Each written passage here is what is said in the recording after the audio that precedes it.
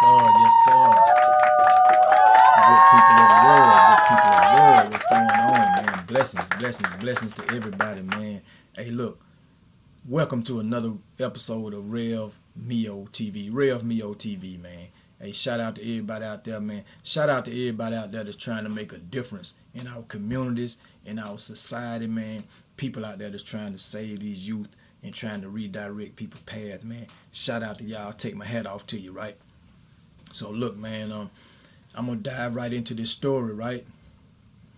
This story right here, man, it just kind of tell you how it is to be locked up sometimes, right?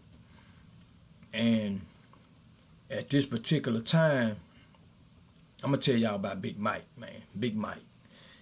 Big Mike, man. You know what I'm saying? Big Mike. I won't call his last name, right? But Big Mike, man. Hey, man. For real, cool dude, for real. You know what I'm saying? Boy, he was a big old menace, though. You know what I'm saying? He was a big menace now. Okay, so in 1995, I was like 22 years old, right? And I got caught getting some pounds of marijuana shipped through the mail to me, right? And so I had took the police on a high-speed chase, and ultimately they ran their car into the side of me, ran me off the road, all this, that. Anyway, I ended up going to jail. Well, in the midst of me running from the police, eluding, you know what I'm saying, trying to get away in my car, you know what I'm saying, well, they say I hit 4 police, you know what I'm saying, but I know I hit 1, right? So when I got to jail, these folks, they had charged me with, you know, the marijuana with intent to distribute and all that stuff, getting the weed through the mail. They charged me with the eluding, speeding, all this stuff, but they charged me too with 4 counts of aggravated assault on the police, right? 4 counts of aggravated assault on the police, right? So they put me in jail with everybody over there who got the violent charges. Okay, from where I'm from, Marietta, Georgia. Man, shout out to Marietta, man. Shout out to Marietta, man. Hey, the whole Atlanta, man. You know what I'm saying? Shout out. But Cobb County Jail, right? At that time, if you didn't have a violent charge, I don't know how they do it now, but if you did not have a violent charge in Cobb County Jail, then they put you in a blue uniform. But if you had a violent charge back in those days, then they put you in an orange uniform, and it was A-dorm. Put you in A-dorm in the violent, you know what I'm saying, section, so to speak, right? So everybody I'm in here with at this time, everybody got murder, aggravated assault, rape, attempted murder, everything violent. Everything violent. You know what I'm saying? Everybody in there got a violent charge, right? So this one particular dude, Big Mike, man. Big Mike was from Atlanta. You know, he was from Atlanta, man, SWAT Southwest by the Campbellton Road area, man, and you know, they was kind of known for like stealing cars and, you know, all that type of stuff right there. Well, Big Mike was younger than me. So I get in there and man, I see this big old young dude, man. He just a big old solid young dude. He like 6'6", 6'7". All muscles. He ain't no big fat dude neither. He tall and muscular. He probably about 250, 260. And he just solid. He just a big old dude. You know what I'm saying? And man, I'm talking about, boy, he was a menace now. He was a menace. He was such a menace that I remember seeing his case on the news. Like, his case was highly publicized because his case involved them riding around 285, which is the perimeter highway in Atlanta, right? So it involved them riding around the 285, you know what I'm saying? And supposedly getting into some kind of road rage argument with this white dude. So Big Mike and his crew, they pulled them pistols out and started shooting. You know what I'm saying? So apparently, like, the white man, you know, had called him a name or said something to him, might have shot him a bird or something like that. Big Mike them pulled them pistols out. Bum, bum, bum, bum, start shooting. So they done shot the white man and his son on the highway, right? So, long story short, I think the man ended up, I'm gonna have to look the story. I'm gonna see if I can find it. And if I can find the story, I'll post it up in here. You know what I'm saying? I'll attach it. But so the man ended up in like I think he was in a coma for a little while, but then he was like paralyzed, and he ended up dying like years later or something. You know what I'm saying? So anyway, so Mike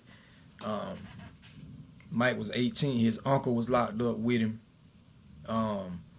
Big dude too, right? So Mike was in there terrorizing people, right? Mike was terrorizing folks, you know what I'm saying? And I remember even on the news, man, I remember people on the news were saying that he a menace.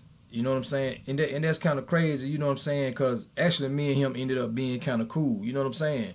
But people on the news too was saying, "Oh, now he a menace. He need to be locked up." I remember one lady in particular was like, "Now he need to do time. You need to keep him in prison because he's a menace to society." Like, he was that kind of dude for real. You know what I'm saying? But at the same time, a lot of so-called bad people got good sides too. You know what I'm saying?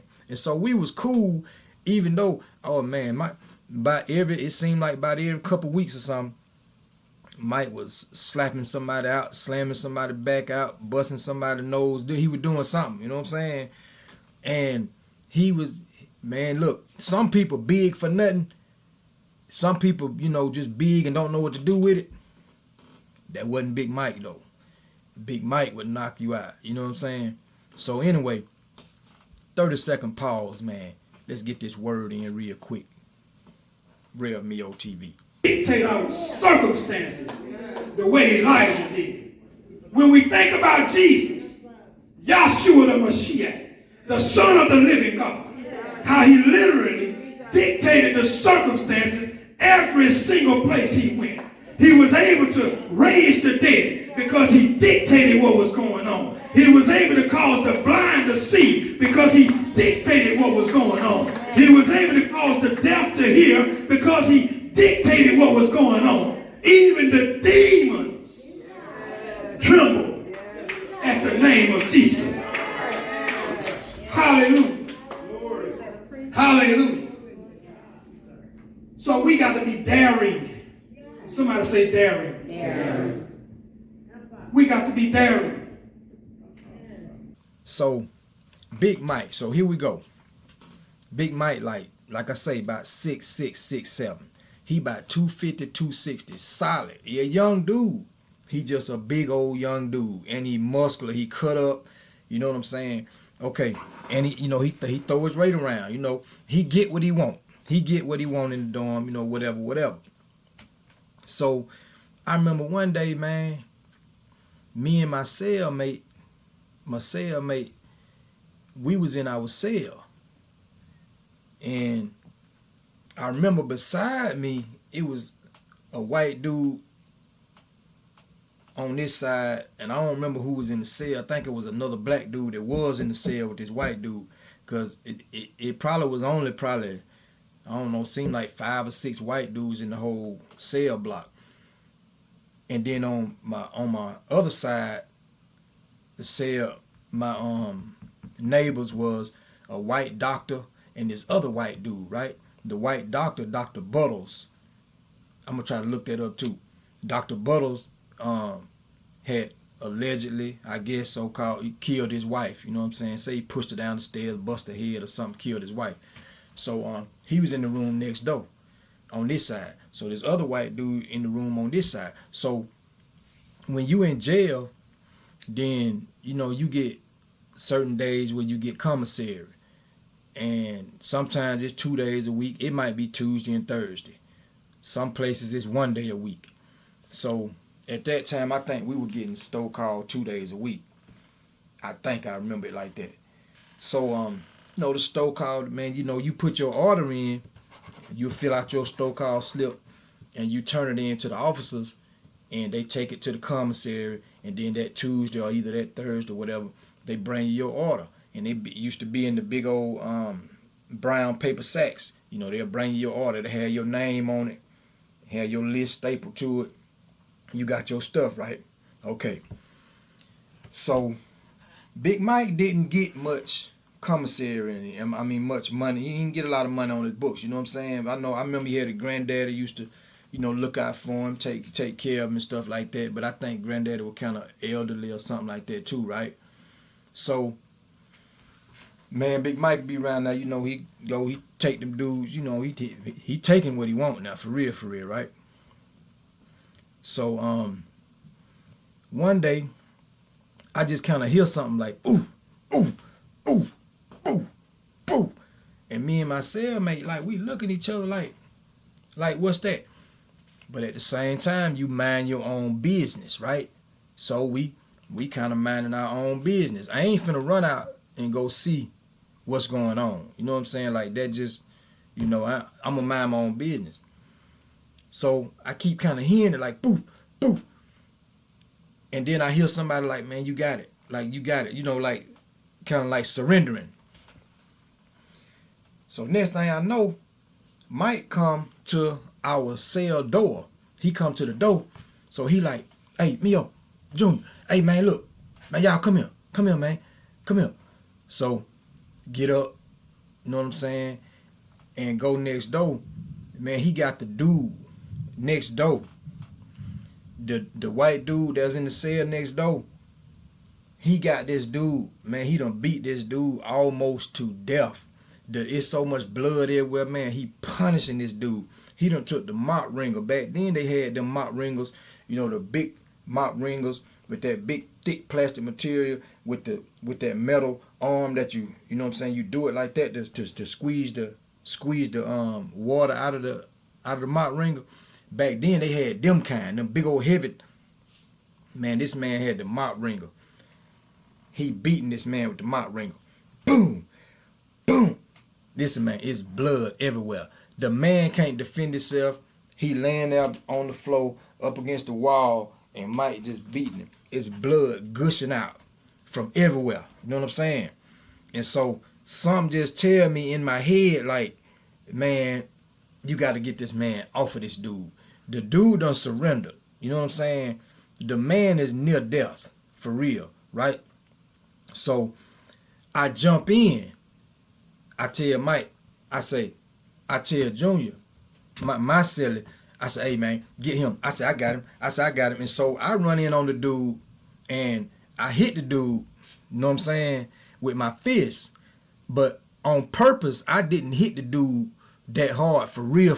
I just tried to make it really look like I was, you know what I'm saying, applying the damage. You understand? But really, I was trying to save the dude. So I got my cellmate to get Big Mike and to take him away. You know what I'm saying? To take him away. And so then after he took the dude away, you know what I'm saying? Then I say to the dude, I say, hey, man, I'm going to go hit the button for you, man. Get you up out of here, man. You need to go to medical, man. You all right? And he like, thank you. The dude like, thank you. He like this. The dude on the ground like this, man. He like, thank you. Thank you. You know what I'm saying? He thanking me, right? So it's blood. Like I say, man, it's blood everywhere. You know what I'm saying? Man, it's blood everywhere, man. You know what I'm saying? So I ended up, you know what I'm saying, getting the dude. Matter of fact, I ain't get him off the ground. I got him like some water or something, you know what I'm saying? He drank some water real quick. And like I said, the blood everywhere, right? Young people. Listen, young people. That prison stuff, that going to jail stuff, it ain't cool, doc. It ain't cool. I'm going to tell you what's cool, man. I'm going to tell you what's cool. Your freedom is cool, man. Staying free, staying out of these people's jail, that's what's cool, man. You know what I'm saying? Them guns and stuff, that stuff ain't cool, man. This stuff get you in prison, doc. So look. So I end up going to the button. You know what I'm saying? And I tell him, I told the dude, though, I said, look, man, you can't tell. I said, you can't tell on him, you know what I'm saying? And so as I'm going to the button, I said, I let Mike know too. I said, man, look, dude ain't gonna say nothing, but if he die up in here, it's gonna be a bigger issue. You know what I'm saying? So I got to go and let these people get this man out of here and take him to get some help. You know what I'm saying? So I hit the button. I said, hey man, I see a man around here in this room, man, busted up. You know what I'm saying? Y'all need to hurry up and get medical up in here or whatever. So the people came running up in there. You know what I'm saying? Now, in the meantime, my cellmate had done started cleaning the stuff up. So a lot of the blood and stuff, he really done kind of cleaned it up. He done got the, you know what I'm saying, the mop bucket and the mop and all this stuff, and he done cleaned a lot of the blood off the floor. But this man done lost a lot of blood for real. So they ended up taking the man out. They took him out.